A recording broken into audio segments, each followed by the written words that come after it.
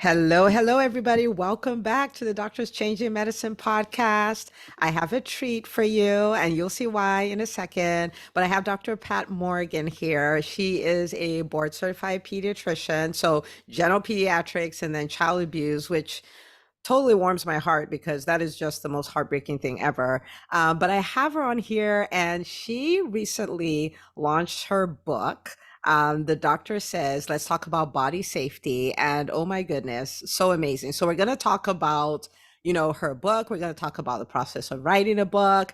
I love nothing more than physicians owning their voices and just, taking charge and changing things. So this is going to be a really great interview. Dr. Morgan, welcome to the show. Thank you, Dr. Una. Thank you so much for having me. And I have to say before we even start, thank you so much for all you are doing to help physicians live their best lives ever. So thank you for having me. Oh, thank you. Now you're trying to make me cry from the very start. Okay, so we talked about this. I said I was going to tell all the stuff about you, but Dr. Morgan here was my attending at Newark Beth Israel when I did my pediatric training. Like, so she's my boss. So I'm a little nervous here interviewing my boss. She's my boss and like a brilliant physician. I still remember my days with her. I didn't like the rotation at all because it was child abuse. It was just too heartbreaking for me. But I absolutely loved working with her. So Dr. Morgan, this is a treat for me. Big treat. Well, I feel very humbled because you have really just gone leaps and bounds with your not only your career, but now in the work that you're doing with EntreMD and all of the wonderful physicians that are able to work outside of medicine and take control of how we do this thing called being a doctor. So kudos to you. And again, thank you so much for this opportunity. But I have to bring you greetings. I'm here in Hawaii now, so I have to say aloha. And I'm very excited to be here with you today. Oh man, I'm not jealous at all, just in case you're wondering. I mean, I'm in Atlanta. Yay. But that's amazing. I still remember you traveling to St. Thomas and St. Martin and all these places. And you're like, my flight was delayed. I had to, stay an extra day. I'm quote unquote upset. I remember all those things. You've always been a traveler. I love it. I have been, but I will say from residency, you were always a rock star. So I'm actually not surprised at all the wonderful things that you are Oh doing now. man. I'm not surprised at all. You are and were a rock star. Oh, thank So you, boss. again, kudos to you. We can keep doing this the whole time. Let's just keep going back and forth. Well, we'll talk about your book. So at least the listeners like, what? Why Okay, did that I would be tune in? great They're too. having their own conversation. So I know I did a bit of an intro for you, but I wanted to give the listener a better feel for who you are, what you've done, and maybe segue into. I mean, why after all these years did you decide I want to write a book? Because you've done this work for decades at this point. What made you decide I want to do more with this? Yes, thank you. That's a great question. So my name, I'm Dr. Pat Morgan, also known in many of the communities where I work as Dr. Pat. I am a general pediatrician, but I subspecialize in child abuse pediatrics. It's what I've done for my entire career of 23 years, my goodness. And I'm currently the medical director for the Kapiolani Child Advocacy and Protection Center, which is at Kapiolani Medical Center for Women and Children in Honolulu, Hawaii. I'm mom to two amazing young adults who are adulting. I'm an evolving entrepreneur, and I just released my first children's book. The doctor says, let's talk about body safety, and I'm really excited to talk more about that. And just the journey in believing in yourself, and that if you really just put your mind to doing something, it really can happen. And as you mentioned, I've done this work for decades now. And why now? Well, I became interested in the field of child abuse as a second year resident in Newark, New Jersey, and unfortunately saw too many sad cases when I was on my ED rotation and really decided I wanted to do something in the area of prevention of child abuse. And that's really how I became interested in the field. And at that time, there weren't any, it wasn't subboarded. So there weren't really any fellowships. And I really was very blessed and fortunate to be offered a fellowship position. One was actually created, and I was also offered a job to do the same work 10 minutes away from residency. And so I ended up taking the job and worked there for 9 years in Newark, taking care of children where there were suspicions of child abuse and neglect, not doing as much in the area of prevention. Fast forward to working in Charlotte, doing the work there for 13 years, and then having this amazing opportunity to be here in Hawaii. The pandemic really just helped many of us reevaluate life, reevaluate, are we living our best lives, not only our personal lives, but professionally. And about 4 years ago, I had started this book. I was at a child abuse conference, and I said, I really want to do more in the work in prevention, and started just writing it. And then life happened, and I didn't really do much. But again, with reevaluating things and having this amazing opportunity to be here in Hawaii, I was able to get the momentum to really get things going. And I can honestly say it took me 5 months from the start of digging in to releasing at the beginning of this month. So just beyond thrilled. That is wild. That is wild. That's the shortest version I could give you, Dr. Una. Wow. Okay. So this is super exciting. And you bring up so many points that I'm like, I think we should talk about some of these. The pandemic really was the great reset, if you will, right? Like, am I living the way I want to live and all of that? Yes. And it's got me thinking, like, we want to have that reset periodically, but we don't want to have a pandemic periodically, right? Like, so Absolutely. having been through that once, have you thought about like how would I reset? How would I reevaluate, right? Like so I don't get back to where, what will be. So I'm in this state where I'm constantly checking, am I living my best life, right? Like is this what I really want to be doing? Like our time here is finite. Like sometimes we kind of live like you'll never end, because we've always woken up every day. But it's gonna, like, I'm just curious if you've thought about that and what you'll do to make sure you're kind of doing what you really want to do.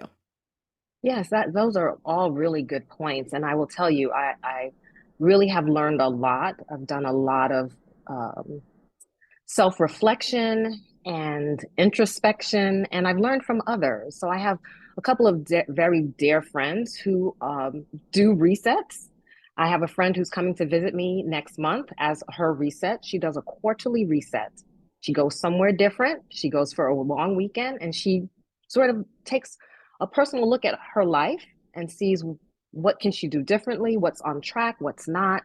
And I love that idea. So I'm trying to think of where I'm going for my first, may not be quarterly, but my first reset, which may just be one of another island here. I feel fortunate that I can go somewhere and it's only maybe 40 minutes away, but maybe something like that. But also, if you don't have the time or want to do something like that, just maybe picking a time frame like quarterly, saying, okay, am I on point with where what my goals are? Am I setting the right goals? Am I doing the things and taking the steps? Because we can make all the lists, we can have all of these lofty ideas, but if we're not taking steps, even one at a time, we really will just end up spinning our wheels. And that was a lesson that I had to learn. That I'm a list maker, so I have lists of different things, different places, um, and I used to almost overwhelm myself with these lists. But then I had to reframe how I thought about the list and say, just take one thing. Take one thing, that's your daily goal, get it done. I move it from to do to ta-da. It's Yeah. done, and I feel really good about it. And that's what I do every day now, instead of overwhelming myself with all the things that I didn't get to do. So I think it's shifting perspective, being very intentional about little things and small steps. I think that those are big ways that we can reset. All right, guys, I told you this was going to be good. And we're not even 12 minutes in. Okay. And you went from, I started writing this book 4 years ago to boom, I got it done in 5 months.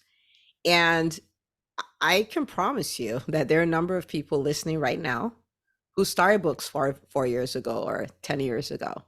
And, you know, to think that there's that opportunity, maybe 5 months, maybe seven, maybe 12, it doesn't matter. It's shorter than 4 years, right? Like, what do you think were some of the things that made it possible for you to go almost 0 to 60, if you will? Yes, I again have to say it was reshifting the way I looked at my life and getting things done.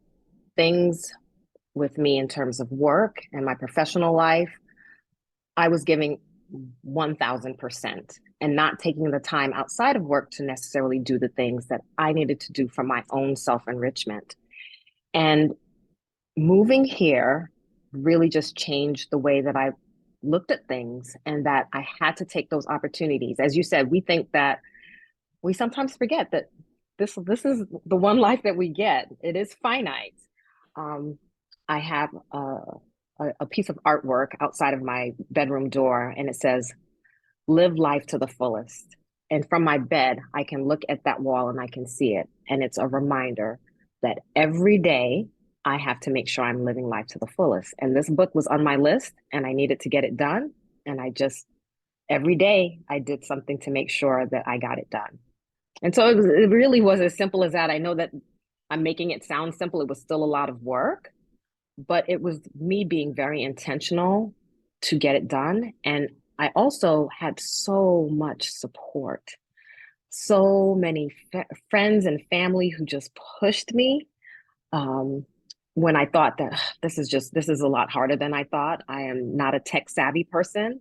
This required a lot of technical and technological things that I was not comfortable with. But if you go to my website, www.thedoctorsays.info, I did that. And I've never done anything like that before in my entire life. But I really, my higher source, God, the universe, my family and friends, colleagues, wonderful people just supporting me, such as yourself, really helped me push through and get this done. And ultimately, very honestly, I don't care to make money on this book. That's not why I did it. There's a message in this book. The message in this book is for kids to learn how to be safe if they are in an unsafe situation. The message in this book is for parents and caregivers so that they now have the language, the tool to start a conversation that is very hard for many families to have, for them to have the language, for them to open that dialogue. The book is for pediatricians and other physicians who maybe don't have this as a part of their office practice. And now they get to use this book as a primer to introduce this discussion with their families and with their patients. So I think for me, that message of prevention was really the driving force. Like, you've got to get this done. Even if you change one child's situation, um, I really feel like I'm getting chicken skin. That's what they say here instead of goosebumps. I'm getting chicken skin as I talk about that because that's really the driving force behind getting it done. The way to do it was what I mentioned before, but the why I did it um, is really most important. And the book is for African American children. My first series of books. I have others that will be coming out. And the reason I chose to do that, the doctor is an African American female, so I wanted them to see that we exist. And also, sadly, our children, African American children, are 2 times more likely to be victims of sexual abuse than other children. And so it was important to me for them to see themselves in this book and to know that they have power and to know that they can be brave and that they have a voice. And I hope that that's the message that gets across to many children and families. I don't Man, even know if I answered the question at this you point. I you think I. you answered the question, you gave us a master class, you're doing all the things here. I mean, like, because if we go back to what you're talking about, you said it's very simple, and it's funny because the things that are most profound are simple, and the things that would help somebody who's been stuck at something go 0 to 60, it really is is the simple things, right? Like you're like, okay, there was the reset, and I'm like, hey, this is something that I want to do. You said something so simple but so powerful, which is, and I did something about it every day. You know what I mean? Like I did a little something every day, and that adds up, right? You had the support system. You had people rooting for you and people who were probably holding you accountable and things like that. And then you reconnected with your why. And it doesn't get any more powerful than that. Like that's how those things happen, you know. And I'm happy, you know, when you said, and then my next series of books, I was like, yeah, we have the bug. We're gonna keep writing. Absolutely, I absolutely. love Well, it. it's actually more of this, just reaching. So one of the things that was really important to me is by the time I'm seeing a child, there's already a suspicion or concern that there's been sexual abuse. The goal is to try to prevent kids from being in this situation, but there are still wonderful, wonderful advocates for children who are doing this work. And so each quarter, my goal is to give a portion of the proceeds of the book to a child serving organization, and it's for organizations that serve BIPOC communities, so Black, Indigenous, and people of color. And I feel that that's really important because prevention in through that arena can reach so many more people. And so I'm hoping that through that avenue, I'm also able to get this word out to many, many other children and families by connecting with my colleagues. So just again, in thinking about how to do this, it was literally just every day thinking about what I could do to make sure that this message got out. All right, everyone listening. She gave you the blueprint. So if you have a dream that's been on the shelf for years, it's not a problem that it's been there for years. It's just now time to do something about it. You've talked quite a bit about, you know, who the book is for and what it's about. And I think it's so great that the impact of the book is gonna, you're not gonna be able to tell, right? Because you're going to touch a lot more people than you would know, right? Because for every pediatrician you touch, that's touching all the kids that they touch. For every parent you're touching, that's for their kids, that's for their friends' kids, that's for their grandkids. You know what I mean? Like, and then you start giving to organizations, then it's a wrap, right? You never really know the true impact of what you do. It just be so much bigger than you'll ever know. Um, so the question I want to ask is more to how can somebody partner with you? That's even the way I want to put it, right? They may be buying copies, they may be buying copies for someone else, but like whichever way. But how would you like a doctor listening to support this mission? Yes, thank you. That's great because I definitely would love to partner with as many people as possible. So through the website, the doctor says.info, or through email, hello at the doctor says.info. And also just regarding the website, because again, I'm not a tech savvy person. I got up on a Sunday morning, I watched a bunch of YouTube videos on how to do it, and I plugged away. And at the end of that Sunday afternoon, the website, the content was on there, pictures and everything. And if you would have asked me 4, 5, 6 months ago, a year ago, or told me that I would have done something like this, I would have never thought it was possible. But through this website, I want parents and children, parents and families, to go on and get additional information, resources. Professionals can go on and do the same. I have frequently asked questions, and then there's the contact us page. So through the contact us or hello at the doctor says.info or any other, I guess, resource on the page, you can definitely find me. All right, so you heard her. And I will say, especially if you're a pediatrician or you know families, so that's everybody, right? This is something that is a really great gift. Dr. Morgan, I don't know if I ever told you this. There's no way I told you because I needed to graduate. The child abuse rotation was so hard for me. It was like to watch that, to hear the stories, right, in Newark over and over again. Like, so I was one of those. I didn't quite finish my rotation. I can tell you now, there's a statute of limitation, this, you know. Yes, you're This best. fine. You're I can say this now. I can say it on the World Wide Web, right? But I couldn't. I couldn't take it. It was like it was too much for me. And so, like if we can put ourselves in a position where we're part of the crew that is helping to prevent that, then that is a gift we're giving our world. Like it really is. And so I want to invite you, if you're listening, to get a copy for families that get a copy if you're a pediatrician. You can distribute in your office, and just be part of the change. And like I was telling Dr. Morgan, you'll never be able to tell the true impact your life had, because it's going to be so much bigger than you're going to know, right? And so it's on Amazon.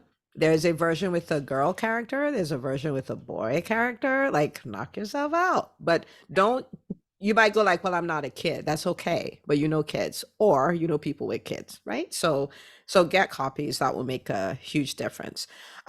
Dr. Morgan, for someone who's listening, other than getting the book and sharing the resources and all of that, this is something that's near and dear to your heart as far as the prevention of it. What is one thing you'll tell them? Like, if I could only tell you one thing, I will tell you this. Is that for the child or the parent? For the parent. For the parent. Yeah. I think as parents, we always want to make sure that we're doing the best job and we're making sure that we keep our kids safe, right? That we're placing them in safe situations and safe environments. And that's, I think most parents, that's their desire. But sometimes kids are, unfortunately, they end up in unsafe situations. And the most important message that you can give to your child is to tell them that this is their body and they can say no. A lot of times when I talk to parents, they tell me, well, I talked to my kids about not letting anyone touch them, and I told them to come and tell me right away. But the step that's missing is that in-between step, which is that they can say no, that this is their body. So that is probably one of the most important messages, is after they say no, which they can, that they then go and tell a grown-up. And it really is maybe three sentences that a parent has to tell their child for them to really get that message. And so the book goes through how to have the child understand that. And also at the beginning and the end of the book, there are tips on what the parent can say and how to make sure that their child understands it as well. So I really believe that we all can do our part to make sure that kids are safe. And this is one small way to hopefully help in that mission. I love it. Awesome. Okay, so you heard Dr. Morgan, okay? And go get the book, okay? So you can get all the other things. Dr. Morgan, thank you so much for coming on the show and sharing Thank you these so much tips for with having us, me. sharing your journey with us, all of that. This is amazing. Congratulations on your book. Thank you so much. And thank you for having me. Mahalo, which is thank you in Hawaiian. And I hope that if you all are ever in Honolulu or in the area, please look me up. And I thank you all for what you're doing. And thank you, Dr. Una, again, for what you're doing. I'm so proud of all your accomplishments, and keep up the fantastic, amazing job. Oh, thank you, boss. Thank you, boss. Now I'm going to look for a reason to come to Hawaii. Like, just look Please for a do. reason. Please come and visit and stay with me, okay? Okay, will do. Will do. Now, All everyone, right. thank you so much for listening. Make sure you share this episode with another doctor in your life. Make sure you go get copies, plural, and I'll see you on the next episode of the Doctors Changing Medicine podcast.